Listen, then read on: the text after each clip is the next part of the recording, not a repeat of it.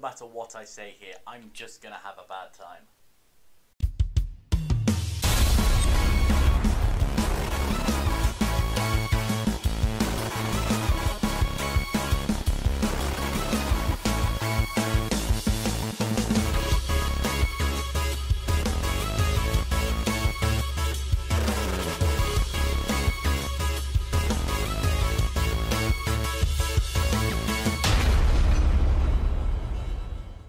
Salutations, Cinemaskets! I'm Darkest101 and... fucking Christ. This is late, but I'm still counting this as our 5th year anniversary review. 5 years. Fucking Christ. Honestly, I just hope that's enough time that I can give this game some justice. Undertale. Oh boy, I have not felt this nervous about reviewing a game since The Last of Us. With near perfect ravings about this game, everyone losing their mind about how amazing it is and all that. In fact, I might even be more nervous approaching this game. When I approached The Last of Us, it was still an amazing game, but there was nowhere near the rabid fandom surrounding it that Undertale has. And believe me, I know that the Undertale fandom is rabid. Do not tell me it is not. For anyone who didn't know, I tried my hand at an Undertale comic dub over a year ago now, and that sort of killed my confidence in this channel for like a month. And that was just me creating content based off of content that was made out of love for this game. This is a genuine critical review, so if I say anything even remotely bad about Undertale, it will probably result in my death. So in that mind, allow me to introduce the uninitiated among you to Undertale. The indie hit all indie games dream they could be, raising over 10 times its initial Kickstarter goal of $5,000. And with that money, Toby Fox created what he promised, a traditional role-playing game where nobody had to get hurt. So, you know, it's kind of hard to start talking about Undertale without first addressing how this game looks. Undertale's design is a throwback to the traditional graphics from the NES, or the SNES era of graphics. I'm not sure which one, but it's definitely before developers tried polygonal graphics, that's for sure. Now it's obviously slightly more sophisticated than either of those two systems, as you can easily tell what each character sprite is, and the background's a lot more detailed than said sprites.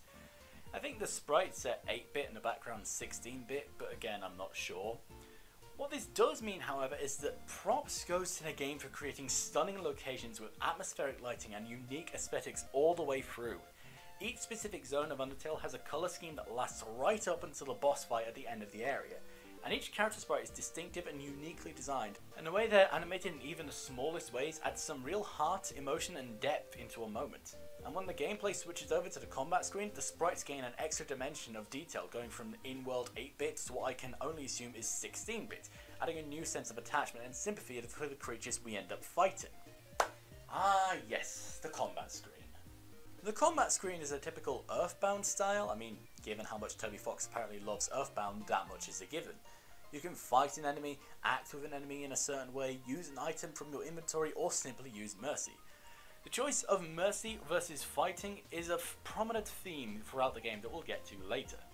Fighting an enemy is the easiest way to dispatch them, of course, and you can go through the game killing everyone you come across.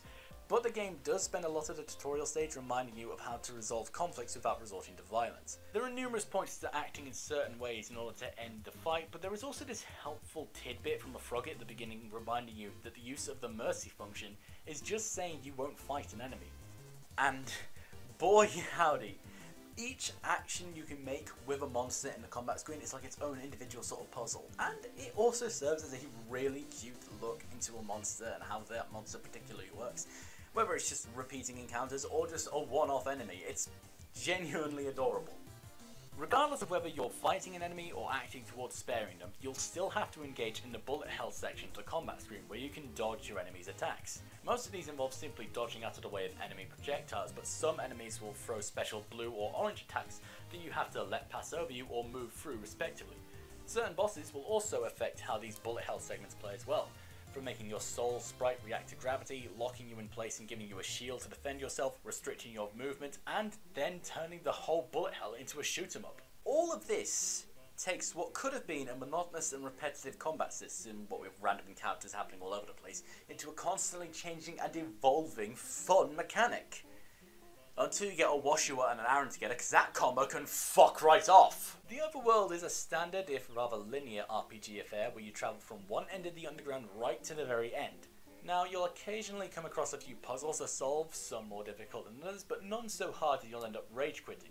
But what really adds to the Overworld is the recurring characters. Undertale's main cast breathes so much life and identity into this game world that it's easy to see why the internet fell in love with each and every cast member. From the motherly Toriel, the violent tomboyish Undyne, the adorable weeb that is Alphys, the narcissistic robot Mettaton, and of course, the Skelebros, Sans and Papyrus. Honestly, I feel a great deal of sympathy for Papyrus because I too have an annoying brother who constantly belittles my life with just the worst puns ever. This is of course all without mentioning the closest thing this game has to an antagonist, Flowey the Flower. Like, straight from the beginning, your expectations about Undertale are immediately subverted, as what appears to be a friendly tutorial character jumps at the opportunity to kill you, leaving you confused and suspicious of every character you meet from then on, which again gives legitimacy to playing this game like a traditional RPG by killing everyone you come across as the first character you interacted with tried to immediately kill you. Why should you not return the favour? But one of Undertale's biggest strengths, outside of its incredible story, is its music. From its ambient tones, its combat theme, character-specific music and boss themes, Undertale is a musical monster. Like seriously, every piece of Undertale is immediately recognisable as Undertale.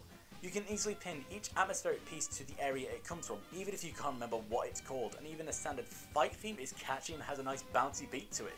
You just can't help but bob along to the fight theme. But it is the boss themes that really show off just how fucking insane the compositional skills that went into this game are. Heartache, Bone Trouser, Spear of Justice, Battle Against a True Hero, Metal Crusher, Death by Glamour, Bergen Torokun, Your Best Night for Hopes and Dreams, all of them are fucking incredible pieces of music that can both capture the essence of each boss and the passion with which they fight you, but also bring with them an epicness you cannot even deny. And of course, none of this is without mentioning the best fucking music of the soundtrack, Megalo-fucking-Vania. Lordy Lou, if you do not think that Megalovania is one of the best boss battle themes of the past decade, then we can't be friends, like, for real. Seriously, Megalovania is worth buying the Undertale soundtrack for just having this song to play on repeat on the treadmill. It is amazing. It captures everything you need out of a final boss fight. A swelling score, a ridiculous fast beat, dread, tension, and just the overall epicness that is a final boss. Do not underestimate Megalovania. And then we come to Undertale's story, but before we do that, I am just going to pause the review for a second, like I did with The Last of Us.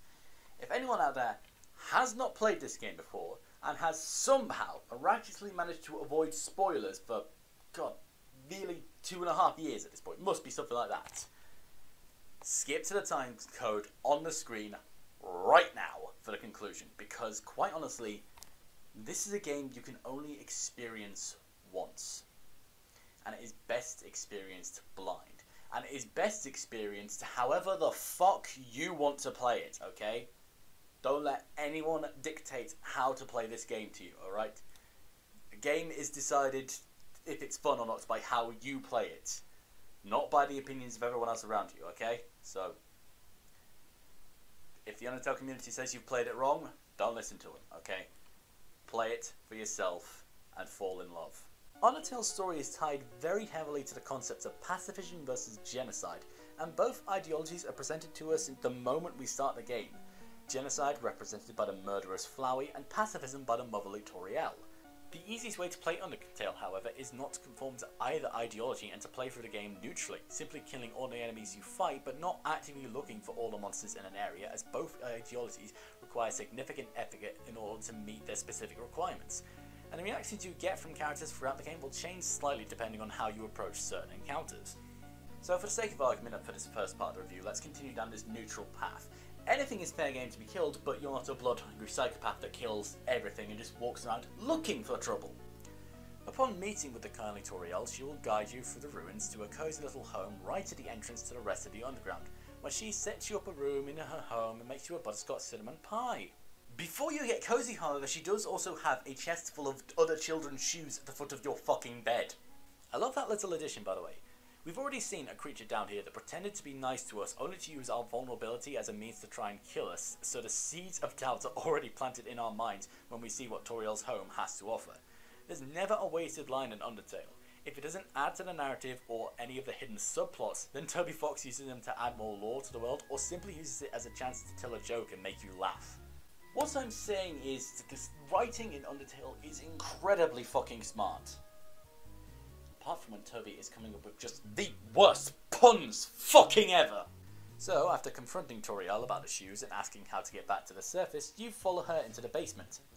Never a good decision, by the way, and she brings you before the exit to the ruins. There she challenges you to prove that you are strong enough to survive the end of the underground by defeating her. And it is totally understandable and okay to feel like a piece of human garbage after killing Toriel. I mean, feeling like a piece of garbage is kind of a theme in Undertale. Surprisingly. After you make it past Toriel, you exit the ruins into the cold, wintry setting of Snowdin, where you're almost instantly set upon by the sentry skeletons, Sans and Papyrus. The placement of these two characters, by the way, straight after killing Toriel, is probably fucking ingenious, because these two are the most lovable of the game, arguably. Right from the beginning that the game started, you have been conditioned to not take everything you see in Undertale at face value. You have been trained to suspect everything, but that doubt is immediately challenged when Toriel allows herself to be instantly just die in front of you at the end of the tutorial. And now in Snowdin, you've been confronted with two more equally likeable characters like Toriel. The tutorial's over now. No one's going to tell you what to do anymore, so now you have to decide, do you trust the monsters or you continue to be suspicious of them? What's your choice? So you make your way through Snowdin and pass into Waterfall, meeting with the head of the Royal Guard, Undyne, as you do. It's a pretty linear story after you leave the ruins right up until you reach the laboratory in Hotlands, where you meet the royal scientist Alphys. This section of the game is where my opinion is divided. Alphys has been watching your adventure through the underground ever since you left the ruins and has decided she wants to be a part of said adventure and help you reach the surface. Something she tried and failed to be proactive towards by attempting to deactivate the human hunting robot Metaton. At first glance, this section of the game shows Alphys is being incredibly forward-thinking by giving you various tools with which you can foil Metaton's plans to kill you. However, the more Alphys appears in the story, the more you begin to question her. When you reach Metaton's final boss fight, however, the truth is revealed that Alphys has been manipulating your adventure so that she can be the hero of your story. On the one hand, this is a very interesting character arc where Alphys confronts and challenges her own insecurities and issues that Toby takes her on. On the other hand, it is annoying as fuck. I mean, I get it. It's like a sort of... I'm not sure. It might just be a comment on self-insert characters in anime and stories and how they tend to throw the narrative of those stories off kilter and what. Regardless if that's what Toby Fox is trying to say with this at the moment, there is really no option to chastise Alphys for what she does at the end of her segment of the game. Which, by the way, I seriously wanted to do, because Alphys, at the end of her section of the game, had no control over the dangers you, the player, are facing. She wanted to be the hero of your story and preempt the dangers she manufactured and controlled, but at the end, she was throwing you and her own friend Metaton into real fucking danger, and she had no control over that situation and no way to prevent either of you from killing each other if that's what happens. Alphys, as a character, is an adorable little weeb, yes, but the choices she makes are kind of dubious at best and morally reprehensible at worst. Anyways, after wishing you would chew Alphys out for being a manipulative little so-and-so, you make it past Metaton and travel through to the capital of New Home and reach the King's house. And oh god, that moment when you realise it's a near-perfect replica of Toriel's home. I mean, good god, the sight of those butterscotch cinnamon pie recipes in the trash gets me every single fucking time. We've heard so many conflicting things about Asgard that this is such an upset from what we were expecting. As we explore, we're greeted by numerous monsters telling us a story of what happened to lead the underground in such a way. The story of how a human once fell down into the underground to be adopted by the king and queen, how they befriended the prince, Azrael, how the human was struck down by illness, how Azrael took their soul and tried to take their body back to the village, and how Azrael was in turn killed by the humans. Before you end up having your little chat with Asgore, however, you have one more conversation with Sans. And boy howdy does he drop some truth bombs on you. Sans reveals to you that EXP and LV are not the acronyms you thought they were at the beginning of the game. EXP is not, as you would assume, experience points. I mean, come on, this is Undertale. Of course you're going to get your expectations subverted, because EXP means execution points. Oh, and LV is short for love, like Flowey told you at the beginning of the game, but love is an acronym for level of violence. So yeah, now you feel like a piece of shit for playing the traditional RPG where nobody has to get up by beating the piss out of everybody you come across. Boy howdy, aren't you an asshole? Almost deserve to get beaten up by Asgore, don't you? Despite everything you find out about Asgore on your journey through the Underground, however, despite the literal coffins with literal human children stuffed inside, this game makes me feel sympathy for Asgore. This game makes me feel sympathy for a child killer. That is fucking impressive. I mean, might have something to do with the fact that Asgore has a reason for doing this. Asgore has a fucking limit, you know. What's your excuse, Mr. Afton? Whether you feel sympathy or not for Asgore, he clearly feels no sympathy for himself, as he blatantly refuses to give you the option to spare him. Right up until his final HP points, he keeps forcing you to fight him, before giving in so that you can go home, refusing to take the life of another human. I don't care if you're sympathetic to Asgore or not, you'd have to have a heart of stone not to get choked up a little when Asgore admits that all he wants to do is see his wife and son again. Fuck, Toby, why do you make me feel his emotions? And your reward for having a moment of sympathy with seemingly the final boss? Having your heart fucking stomped on and watching him die. Whether you decide to kill or spare him, you have to see Asgore die.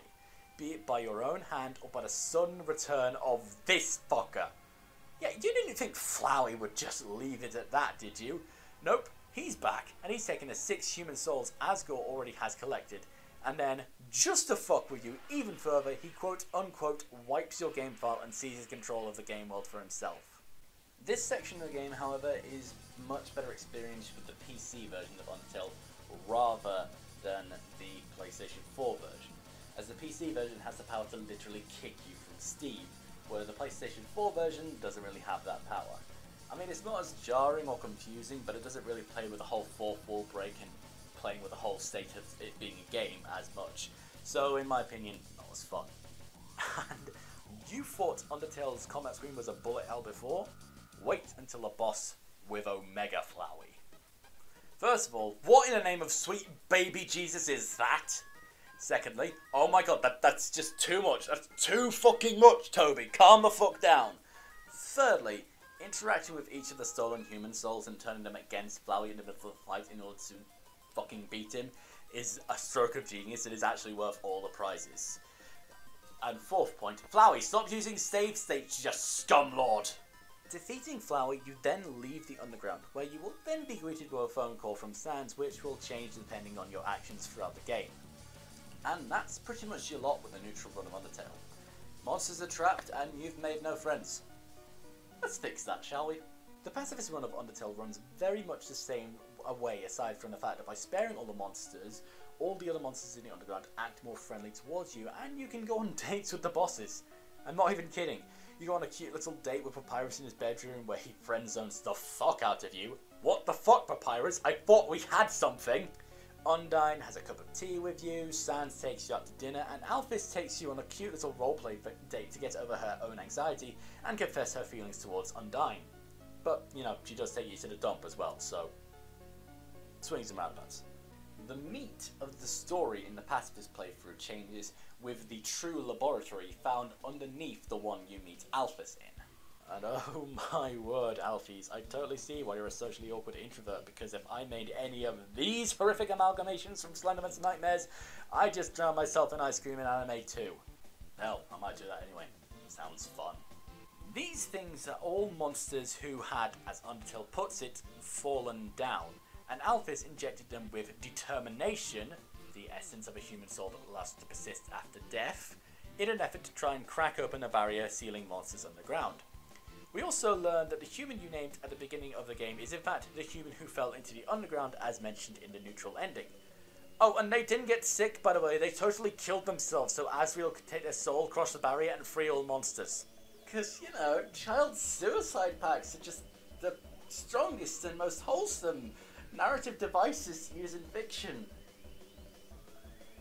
Toby, you and Scott Cawthon need to see somebody. Like, seriously, what the fuck is wrong with you both?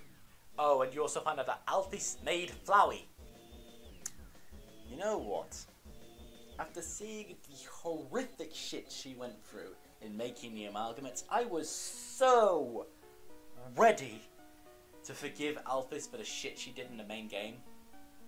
Then I found out she made Flowey and now she's dead to me again. So you get back to the fight with Asgore, and who's there to greet you? Why, Toriel, your friend and guardian, quickly followed by all the other bosses you fought on the way to Asgore. Oh, and Sans. All of them there to keep you company and to love you for as long as you remain in the underground. Oh, that's sweet. That's adorable, actually. Flowey's gonna come in and ruin it, isn't he? Yep, called that from a country mile away. With the human souls and every other monster soul in the underground, Flowey regains his true form. Asriel Dreamer. Asgore and Toriel's son. I know, right? One hell of a plot twist.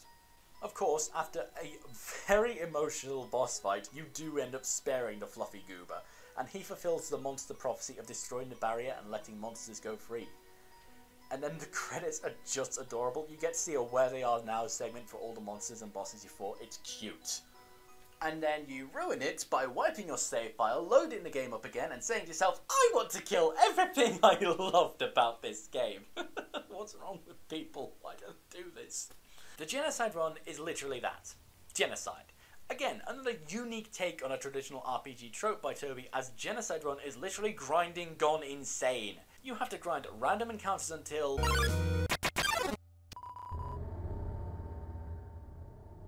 yeah, that happens. Trust me, fighting through random encounters and then suddenly getting that prompt is really unsettling. On top of that, the music completely changes from this point on. The ambient themes in the games are slower and slightly distorted. The save points will also give you a counter to show how many enemies you have to kill in the area before you can proceed to the boss, because if you kill the area boss before you finish off all the enemies, you negate the Genocide Run. Once you fill the Genocide Run requirements, however, you'll then get the aforementioned prompt and the music will change completely to a song not featured in the soundtrack. Or at least not one featured in this format. Speed it up by about 12,000%, you get Your Best Friend. Speaking of Flowey, you remember the first fallen human that Asriel ended up taking the soul of and going to the human world, and that's what basically ended up killing them both? You are that first fallen human, and you end up befriending Flowey in this game. I mean, obviously this is still set in the same chronology as the other Undertale runs, but somehow the first human has reawoken and is now killing everything in the underground with Flowey's help. Seriously, all the puzzles outside of the ruins are solved for you by Flowey by the time you get there. You lose out on all the meaningful content in the Genocide Run as well. I mean, sure, you get more random encounters because, you know, you have to kill everyone, but at the same time you lose out on pretty much all of the boss battles and all of the puzzles are solved for you. Heck, you didn't even get to interact with any of the monsters outside of the boss battles in, like, different little areas. They're gone. They just fucked off. Heck, by the time you reach Snowdin, word of how much of a psychopath you are has already spread and the entire town has noped the fuck out. Oh, and that bit about you losing out in the boss fights?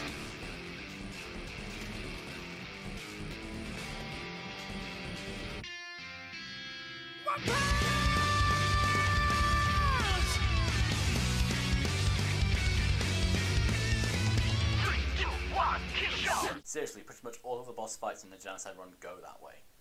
And boy howdy, it makes you feel like a fucking monster.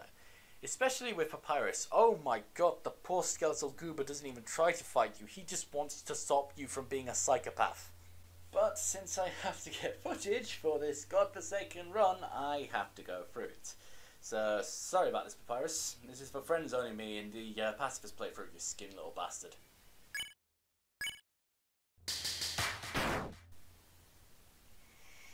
Didn't feel good. No, did not feel good in the slightest. So you make your way through Waterfall, still being hunted by Undyne, and for some reason still being followed by the idiot Monster Kid. Right up until the point where their stupidity gets Undyne killed. See, Monster Kid, this is what we mean when we say everyone should evacuate Heartland. Because if you don't evacuate Heartland, you end up getting your hero killed, and that's what ends up fucking up the rest of them underground. And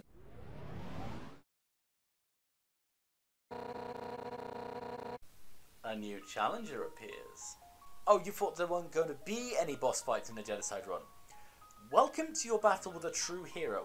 Undyne the Undying does not give a shit about your love. She will fuck you up for killing Papyrus. Unfortunately for her, I'm in the mood for beer-battered Undyne and chips tonight. With a side order of mushy peas, maybe. I don't know. Might just have some gravy. Anyway, unlike with Papyrus, I actually did feel good about finishing this boss fight because... holy hell! God damn! Like Snowden and Waterfall before it, Heartland has been evacuated by the time you reach it, and the only person there to greet you is Metaton. Oh, and later on you find the hostess of a spider bake sale called Muffet. See, the thing is though, I have this rule when it comes to spiders, and that is, if they don't fit under my foot, they're getting hit with a frying pan. You know, the Genocide run really does make me feel like a dick. But Muffet's a spider and they are all evil, so I have no sympathy. I also feel no real sympathy for Metaton's death, despite the fact that Metaton Neo looks cool as hell. I feel like they missed the trick with the Metaton Neo boss fights, however. I mean, obviously regular monsters aren't going to be able to stand up to the fallen human at this point, but at the same time, Metaton is in part a human eradication robot, which means he's not the same as a regular robot. Which means he should be able to, like, I don't know, they could have done something interesting with it. Instead of just bringing up the boss fight and having it be like another, oh, one hit kill, I feel like it would have been interesting to see if they could play around with save states and loading and determination and all that stuff. You know, like an Omega Flowey boss fight. Something like that would have been interesting, but... Anyway, moving on. So you defeat Metaton and make your way into Asgore's castle, and this time instead of being greeted with all the monsters you met throughout the game, you are instead met with Flowey, recounting how he came to be the murderous psychopath that he is. Upon recounting his story, however, he realises for the first time just how much of a monster you are, and he runs away. Flowey, the psycho that literally has no soul, ran away from you, the player. And if that doesn't unsettle you, then I don't want to talk to you because, honestly, you probably are a psychopath. And that's when we get to Sans. Oh, you thought the Genocide run forgot about Sans? Oh, you thought he'd just let the death of everyone he loved and cared about go unpunished? Has anyone really not heard of this fight before? So, you remember how I said that Megalovania was the best song of the soundtrack? This is the boss fight it goes to, and holy shit, Sans does not take it anywhere near easy on you. There is a reason this is regarded as one of the hardest boss fight of the game, and that's not even counting the fact that the Genocide boss fights are inherently harder than any other boss fight. You might be stronger in a Genocide run compared to a pacifist or neutral run, but unlike those other two runs, there is only one way to progress a fight in a Genocide run, and that is by fighting. And I know that sounds obvious and kind of redundant, but hear me out. It all comes down to a fundamental difference in how a pacifist and a Genocide run play. In a Genocide run, your goal is to win the fight. In a pacifist run, your goal is simply not to lose. In a pacifist run, your goal is simply to survive long enough to convince your enemies not to fight you anymore. In this way, literally any option of the combat scheme can progress the fight. Fighting in order to scare them away, acting to convince them not to fight you, using items in order to keep yourself alive, or in case of boss fights, just continually sparing them just to keep the fight going forward. In a Genocide run, the only way to move a boss fight forward is to fight. After all, you can't spare anyone in a Genocide run, so sparing and acting is a waste of a turn.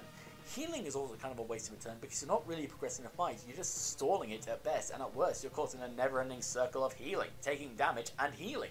This difference matters, and it mattered a heck of a lot with the Undyne fight, and then you get to Sans, where Toby has literally stacked the deck against you, and oh my god is it difficult. First of all, while it may seem Sans won't hurt you too bad because you can only do 1 damage, he does have Karma on his side. and Karma is a damage mechanic only prevalent in this fight, acting as a sort of slow poison to deal continuing damage on top of what he already does during his attack. Which he will do a lot of, by the way, because you do not get invincibility frames fighting Sans. So while he can only do 1 damage, he will do 1 damage for every frame of his attack for a maximum of 30 damage a second. And on top of all the bonuses Sans would already have in this scenario, he gets the first attack of the boss fight, can attack you in the combat screen menu, actually offers to spare you at the halfway point of the fight, and kills you instantly if you accept it. And in the second half of the fight, he has an attack that you literally cannot dodge. So if you get caught in that, you are fucked. You may be wondering why I'm diverging so much time to talking about this boss fight, by the way. Well, allow me to enlighten you, ladies and gentlemen. 10 hours.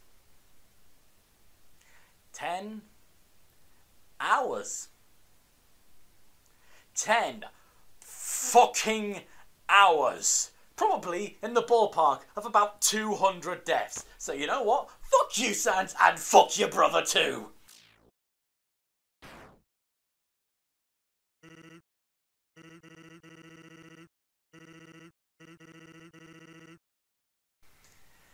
And once again, I feel like a piece of shit. God damn it, Toby, why do you make me feel these feelings? It's like watching Ruby Volume 3 all over again.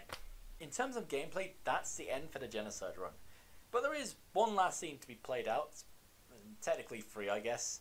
The first is your character moving independent of your input once you enter the throne room, finally confronting Asgore and killing him instantly. There is no fight, he is just dead. And then Flowey shows up, pretends to make nice, and you just kill him.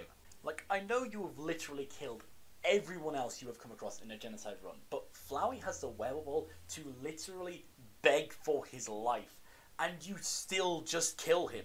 And it is brutal. I am not going to lie.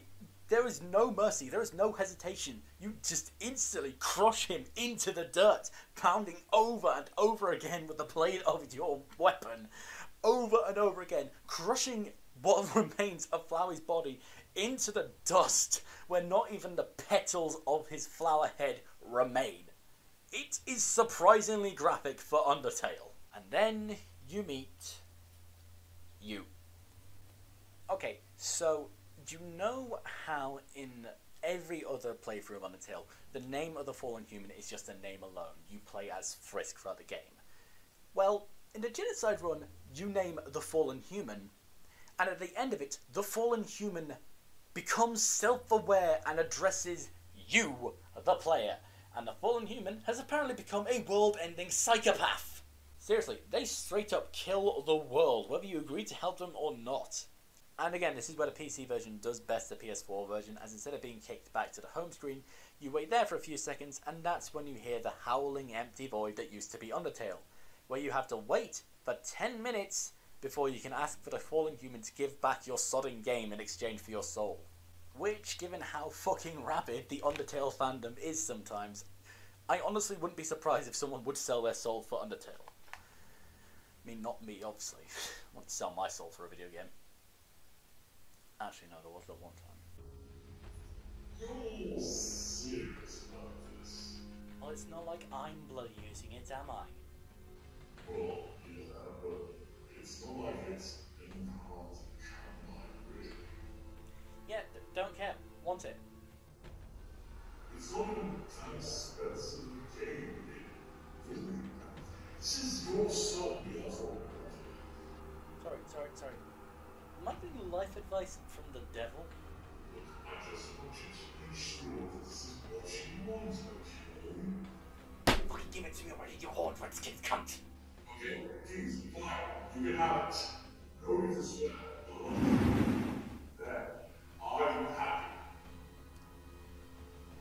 You have no idea. Yeah, okay, so I sold my soul for a video game, but you wouldn't catch me selling my soul for Undertale at any rate. I mean, case in point, I physically can't anymore. I made mistakes.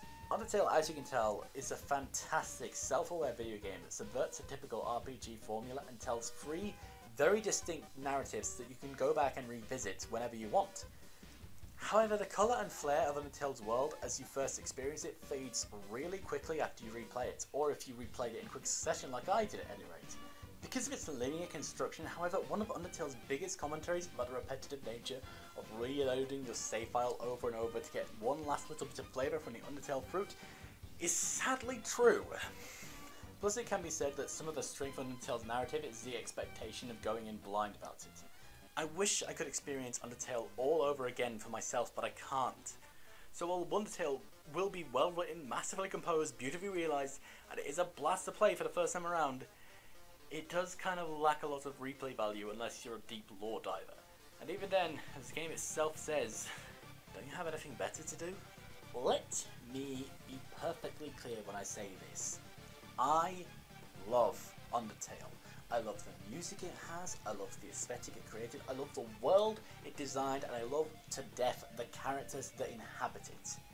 I fucking love Undertale. It has all the great advances of modern day storytelling when it comes to games, and it also has the great aesthetic of all the 1980s RPGs out there. However, the linear construction of its narrative and the fuck ton of walking that does appear in Undertale does dock at some points.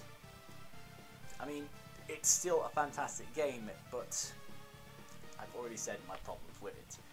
Undertale, however, still manages, with all of what I have said about it, gets a dart rating of 95. That's a wonderful idea! And with that, that is the end of our 5th anniversary review.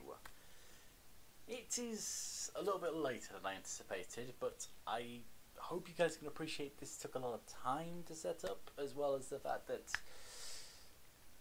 well, you know, I hope you guys at least enjoyed today's review at any rate. And as always, if you have a suggestion for a future review, please leave it in the comment section below. And as always, I've been Darkest101. You have been watching Darkest101 Reviews.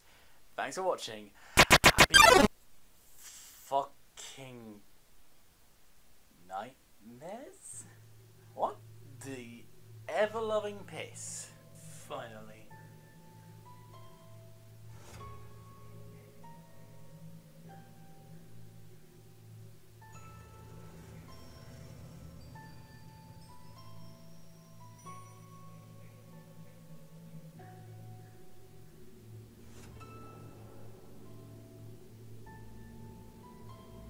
What the fuck?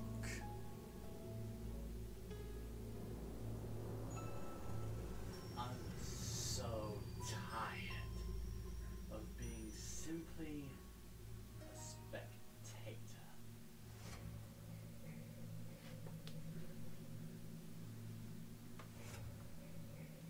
Greetings, Darkest. Why do I get a feeling I'm going to have a bad time?